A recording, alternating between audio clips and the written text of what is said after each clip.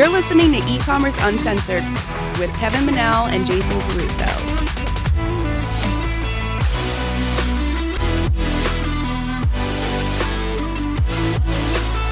Hey everyone, and thanks for joining us on another episode of E-Commerce Uncensored. This is episode number 187.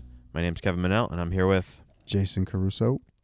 So as you guys know, we like to discuss our actual real-life experiences when it comes to our business, our clients, our own e-commerce business. And yesterday, we had a chat with a possible new client of ours, and a consistent question came up. Well, a common question. A common question that we hear from pretty much all clients that we deal with. Yeah, I mean, I don't think that I think it's a valid question because I think that lead generation for business is so important that the easiest way to do lead gen or have the least friction for the least amount of money is to buy a list. Yeah, and it can almost feel like it's the fastest way to achieve your goal. Right. And in some sense it can be, but it can't be. So we're right. going to talk about that. Yesterday we spoke with a potential client, and he asked us that question. So what we're going to do today is we're going to give you our thoughts on buying lists, whether it's buying a list for your email or buying a list for direct marketing or whatever. Before we get into that, though, this actually kind of goes hand in hand with Klaviyo, Kev. Yeah, absolutely. Right? Because this potential client actually said that he switched over to Klaviyo because of us. Yeah, it was actually, not only is he prospective client, he's also a listener of the podcast. So yeah, and Klaviyo, if you're listening to this, I promise you are not able to track all the people that we send to you because we get emails day in and day out, people saying that they left their email platform for Klaviyo. I mean, the truth is, who wouldn't want to know how well their email is working? And so that to me is Klaviyo comes out with all these new features all the time. They're always looking to improve their platform. But what to me what makes it all worth it is the attribution aspect of it. Like knowing right on your dashboard how much money your emails are making. Yeah. I also, you know how I am, I'm a little geeky about it. So I like the new features. I like the little new triggers that you can, the integrations. I've been just messing around with the Stripe integration with some failed payments that we're having for our recurring membership product. And it's pretty cool. Failed payments from Stripe go right into Klaviyo. You can send out a flow. You can send out emails. It's really cool. Yeah, so, I guess that is the difference between you and I. I'm a money guy, and you're like, oh, let me mess around. I like to tinker in there. Yeah, you like to tinker. You like to touch things and screw everything up. So if you go to Klaviyo.com/uncensored, sign up for free. First 250 subscribers, you could play around. You could send out some emails. I saw something on in one of the groups the other day that made me laugh. So a guy was like, "Oh my God, Klaviyo is getting so expensive," and he showed a screenshot of 10,000 subscribers for $650 or something. And I'm like, I didn't say anything because I don't want to sound like a douche, but I said I'm looking at that, I'm like, my email made us $90,000 last month. Who cares how much? It doesn't even make. If you're not using email the right way and you're not making money, $100 a month is expensive. Right. But we made $90,000 last month from our Klaviyo account. $650. That's exactly what we pay, actually. I think, and we have 50,000 subscribers. I don't even think about the price anymore. Doesn't even matter. It's irrelevant. And that's how you have to think about it. And these are the same people that aren't succeeding with Facebook ads because they worry about these weird costs that don't make any difference. So Klaviyo.com/uncensored, sign up. KLAVIYO.com/uncensored. Yeah, and also our Facebook group, Kev. Facebook course. Sorry. Facebook group too, but yeah. One thing I have to do is work on that landing page. I keep saying that, but if you are struggling with Facebook ads, I'm telling you right now, this course, it's called The Truth About Facebook Ads. And man, I'll tell you, every single thing that I've ever thought about or all the things that like I didn't understand, I made sure that I covered in this course, and people are getting phenomenal results. It's amazing the kind of results I'm getting. So go to e-commerce, not that I'm getting, that our students are getting. ecommerceuncensored.com/truth. Please forgive the landing page.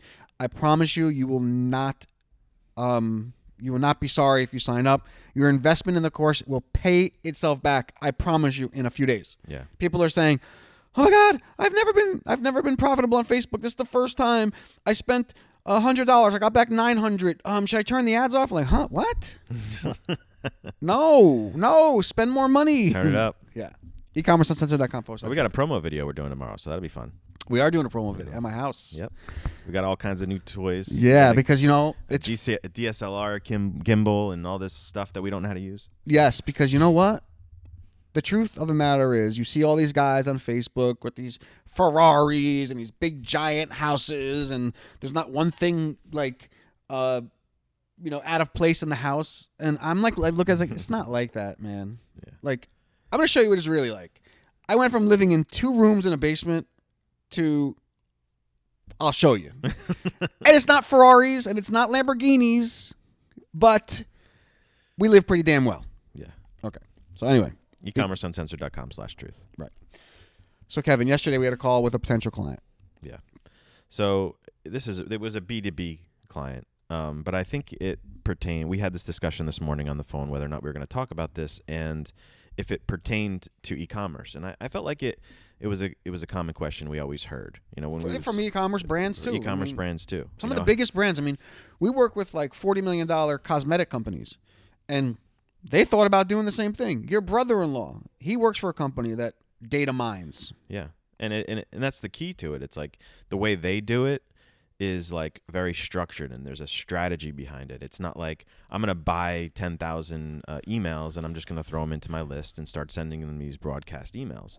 You have to think about it in a way that there's a different kind of communication you have to have with these people that you're bringing in that don't even know you. Yeah, well, so the premise was, what do you guys think about buying lists? Now, on the surface of buying lists, because this client or potential client prospect was buying lists and then throwing them into Klaviyo. And on the surface, that's very dangerous. Not just getting kicked off by Klaviyo. That's a risk, but also the ISPs and the ESPs, the internet service providers and the email service providers, they start, looking at your domain as a threat. Mm-hmm. Your emails will stop working. They'll stop being delivered. People will stop opening them. So from that perspective, it's not such a great idea to do that. Because when people get emails from companies that they'd never heard of out of nowhere, they either unsubscribe or they mark it as spam, or even if the open rates drop because you're flooding your list full of these unknown emails. Or deliverability. I mean, like, those lists are usually outdated emails, right? Yeah. For the most part. So, if you send out 10,000 emails and, you get like a 10% bounce rate, that doesn't look good. Right. Yeah, and I think that it's, when we first hear the question, I think our gut reaction is always like, no. Like, you have to build your list organically. But like the more I think about it, and depending on the source where you get it from, there's some real reputable sources. Like this, for this potential client, it was Zoom Info, which is my brother-in-law who works in this space, who was a platform that he recommended. And I think they have really good quality information that's up to date and vetted out to some extent. Well, that's what I was going to just say. This guy said that he had a team of people vetting the data. That's different than buying a list, right? Buying a list and sticking it in Klaviyo is a bad idea. But if you are going to have people vetting that data, that's a different story, right? That's not just buying a list. That's actually having people cleaning it, making sure that the email addresses work, making sure all the data is correct. In that case, that's not such a bad idea. But even then, I would not import all of them into Klaviyo. What I would do is sprinkle them in. So let's say you get a list of 10,000 people. They're all vetted. All 10,000 of those people probably never heard of you.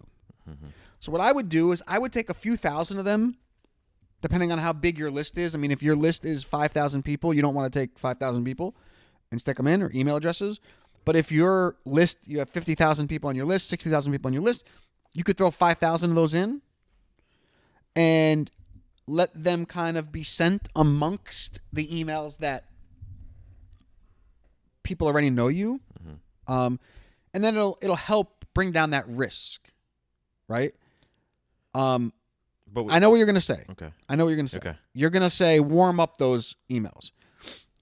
Yes, I agree. You should warm up the emails, but you can't just take 5,000 people that never heard of you and start sending them emails, because there's going to be a high percentage of those people who mark you as spam. And if you just send an email out to those 5,000 people who don't know you, that is going to bring up some red flags. So, if you're sending out a broadcast email, you can warm up a list even by sending an email that you would have normally sent to your regular clients, just by introducing something, introducing a new product, helping them with a problem, sending a blog post. It doesn't have to be a sales email. But couldn't it be more of like a little bit of a personalized note to warm that? Like, say you took those 5,000 people and you dropped them into a list, and then you took that list and you created a flow, like almost a nurturing I think that's flow. risky. You think that's risky? Personally, yeah, because I think that you're going to have a high percentage of people who that have never heard of you, because I get them all the time. I mean, how many emails do you get that you're like, who are these people? I've never even heard of them, and they're telling me something? Like, I personally don't think that's a good idea. I know you're in love with the flows in Klaviyo, and I like them too. But for me, I would personally stick them into like a general or their own list. I would then send them, because in Klaviyo you can send them along with other lists. So you don't have to mesh the lists together. You can create separate lists and send the emails. You can send like to your general list and then also to this list, right? This purchase list. And I would personally, I like sending them all together in a bigger number, and then start taking them through flows. So the first couple emails they would get after you import them would be just your standard like email blasts. Yeah, I mean, I would definitely think about like a blog post. If you know that they're like into something, like if they're like a facility, right? Like this gentleman that we spoke with yesterday happens to sell to casinos and to companies. Like, even though a casino has never heard of you, there are products that if you send them, they would be interested in. Right. So if you send a blog post like how to something like how to get rid of 30% of fraud in casinos, they don't have to know who you are to be interested in that. Yeah, I think the other side to it is also, beginning to learn who these people are. And that I think by doing that, you can get a good sense of like, if you send out an email blast, let's say about casinos, and you get some interest from this list, because you don't necessarily know who's on the other end just by buying a list or scraping the internet for this list. If you send out a casino email, which is for instance, so then you send out a hospital email, and you can start gauging on the interest based on what they're clicking on. And I think that's a big part, because then you can start segmenting your list that you purchase. You can segment that and make it more specific, and then you can start communicating to them to their specific interests. Yeah, I mean, if you want to take it a step further, I heard of this strategy somewhere with HubSpot, I think, where what they would do is they would send an email with like 4 blocks in them. Or did I read this somewhere? I don't know. I read it somewhere. They would have like 4 blocks, and each of the blocks would have a different topic. Like, let's say for hotels, for casinos, for businesses, for agencies. And depending on which block they clicked, they would create a segment for those people who clicked, and then they'd be able to get an idea of who their list is. Yeah, we do that for our reverse hairdryer that we work with. We have an email that's in a welcome series that basically says, we created the perfect package for you. And then it has 4 choices, the 4 hair choices. And based on what they click or where they go on the website, we'll just drop them into a bucket, because then we'll be like, okay, that person clicked on a type 4 hair. I know it's weird for us to know what hair types are, but hair type 4, then we know that that person, why else would they click on a type 4 hair product? Right. The other thing to consider, guys, and we are obviously Klaviyo people, but the other thing to consider is getting a additional service. Like there are cold email services that you can keep your list away from your good Klaviyo list. One of them is called, I like replyify.com, I think it is. And that is just for cold email. So what you could do is you can send out cold emails and have them opt in to your Klaviyo list by sending them to a landing page or giving them like a lead magnet or, a downloadable white paper or PDF, ebook, whatever. And then you could start introducing them to your brand. At that point, they would then know who you are a little bit more. They'd be a little bit warmer, and you would not be, putting your good list at danger. I mean, Kev, we're kind of going through this right now with our list. Like, I feel like we're fatiguing it a little bit. Even though every email we send out, we make money on, the statistics definitely go down as you send more frequently. Yeah. And it's not like you can get a sense of it. You send an email out and you don't get the initial response that we used to. But that comes with we're sending out more volume, so the quantity per is less, Right. But overall, we make more. I wanted to mention too before we move on is like that service that you talked about sending these cold Replyify? emails. Yeah. How it not only protects your Klaviyo main list, your really engaged people, but don't you do it on another domain do it as well? on a different domain, yes. So what you would do is, like say for us, e-commerce uncensored, you may buy our URL is ecommerceuncensored.com. You may buy ecommerce-uncensored.com. Right. Right. So it's a different domain, and it will protect our good domain. Yeah, because it all work. I mean, if you start doing this the wrong way and you're sending a bunch of cold emails to people who don't know you and they're marking you as spam, they're unsubscribing. Like you said, the internet service provider, gets that red flag for your domain. That'll affect your regular emails too, and your business, right? Like your website, right? They start flagging it. It starts not getting shown in Google anymore. I mean, there's all these kind of like cause and effects by doing these things, and that's why we've always generally said don't do it. But I think you're right. We've changed our position a little bit. We're like, look, okay, buying a list and stick it in Klaviyo is no good, but buying a list and vetting it and then doing these things to protect yourself, there's a place for that. Yep, warming them up, introducing yourself, getting them engaged, and then you move them over to the engaged list, and then they can get your regular emails. They can just go into the flow of things. Exactly. So yeah, I kind of agree. I mean, there is definitely wrong ways to buy a list. Like I've done it before in the past. You just find a provider online and you give them what kind of emails you want, and they just give you a list. Like that's the kind of thing you don't want to do. You want to take the precautions, and you want to use a reliable service. Like ZoomInfo, I know is a good one. They're a big one. My who did we play golf with, Kevin? I don't know if you were with me or not, but there used to be a company called something USA. Info USA. I bought a list from them once. Right. Years and years ago. Right. A friend of mine or somebody we played golf, I don't remember where this was, actually works for their new business. So Info USA changed to something else. Mm-hmm. And I told him straight up, I'm like, dude, I remember their lists being crap. He's like, yes, they used to be, but we've changed the way we're doing it, and now they're like a ZoomInfo. Now they're like vetting it. They're making sure that the stuff is better. But yeah, Christina at ADS used to try to buy, Info USA lists all the time. They never really worked. But nowadays there are ways to make it work. And in these cases, or in these, doing it the right way, doing it smart, using these strategies that we're talking about, using Replyify. Now, Replyify isn't the only one out there. It's the one that I've used and I liked it. Replyify, one thing, Kevin, that we've always talked about is like, if tomorrow Facebook shut our ads down, shut our account down, our business does not go out of business. We have an email list, right?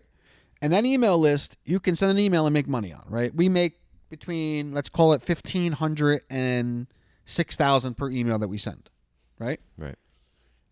We know at the very least we can do that every day. Yeah, it's an asset for your business. You need to protect that asset. Right. So, if you don't want to buy another service, you can't afford to buy another service like Replyify, because I think that's the best way to do it.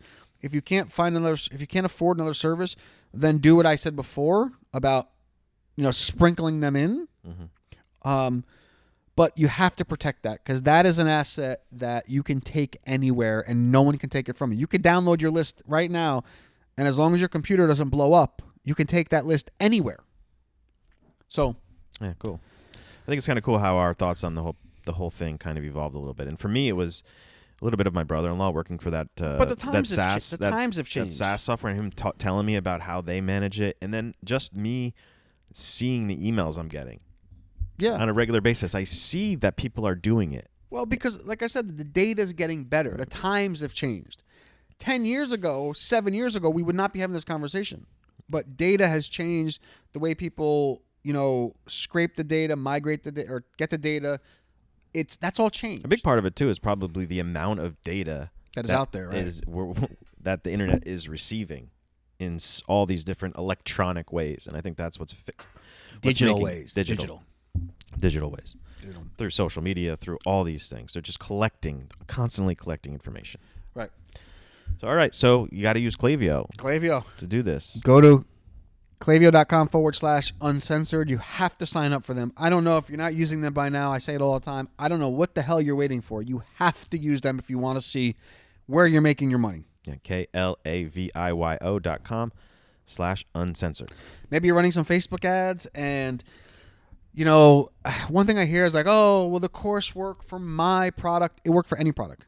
Info product, e-commerce product, physical product. I mean, pick something, anything. We've used what I teach in that course, we have used in every single market. Mm-hmm. Our own info product's doing almost $2 million in 18 months. It will do $2 million in 18 months. We've done it with our clients, the same strategy. I actually show you our different clients in this course. So if you are struggling with them, this course will help you. So I watched that first video. Oh, you did? I did watch it. And it was funny because... When did you watch it? Well, I watched it last week while we were here. Oh. But I noticed that you're showing some of the really old stuff that's still working today. Like years old of stuff that we're still pushing out. Because it's timeless. Yeah, exactly. It's timeless. One thing, I'll give you guys a little hint. It is not by accident that Black Friday and Cyber Monday are the biggest sellers. There's a reason why that happens. Mm-hmm. It's not just lowering prices. Mm-hmm. I talk about that in the first video. And that is the key to everything. I show examples of when we did it one way, didn't work, and we did another way, it worked. So go to ecommerceuncensored.com/truth. Please excuse the landing page. I'm still working on it. I promise you it will. Look out for that promo video with Jason's Ferraris and Lamborghinis. I don't have any of those, but I do have 3 cars. All right. Thank you guys so much for listening. This has been episode 187. As always, you can check us out at ecommerceuncensored.com. We'll talk to you guys real soon. Later.